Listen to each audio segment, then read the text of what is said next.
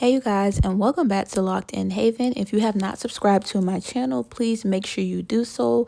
Also give this video a thumbs up and comment below on your thoughts on this video. So today isn't your typical tutorial.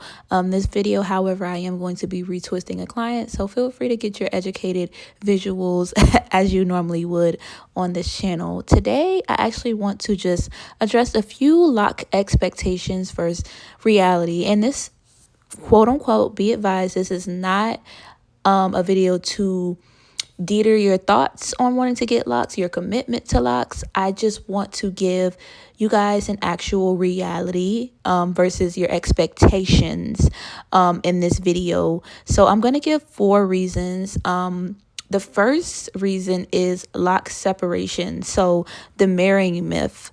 Most people like to think that their parts will stay perfectly clean and divided once they are established.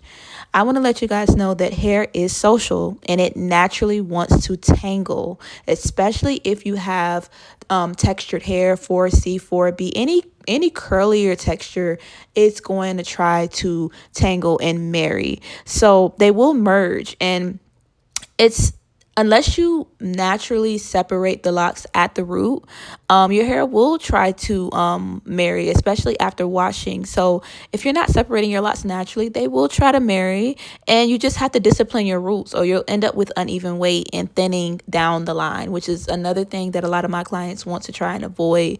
Making sure that you're separating your locks and keeping them, neat, nice and neat.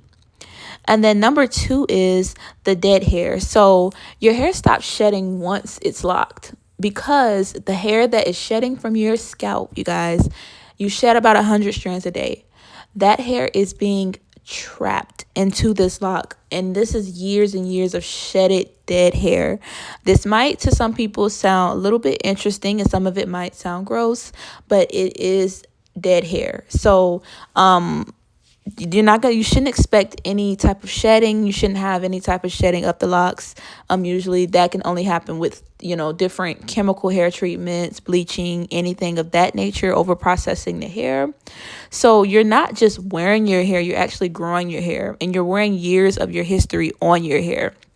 If the base of the locks isn't strong enough to hold that accumulated weight, the lock will eventually snap.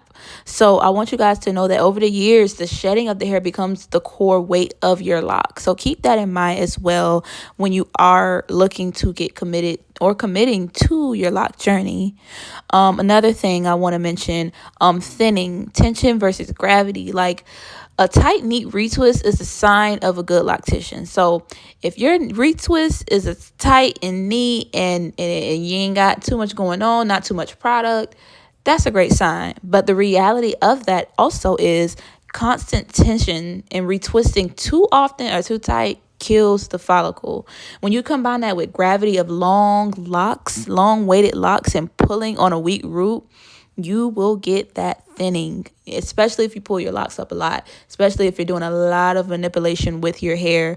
I know it's cute to try a lot of lock styles, and don't get me wrong, when my clients come and they want to get something done, especially those barrels, I am here for it. I love styling, but you also have to let your clients know, hey, or tell your loctician, hey, I don't want to style this time, or you shouldn't get a style this time. Maybe you should let your hair breathe, just so that you can allow it to get fuzzy and let it look fuzzy, just so that it can breathe and the hair can stay, strong and have its integrity.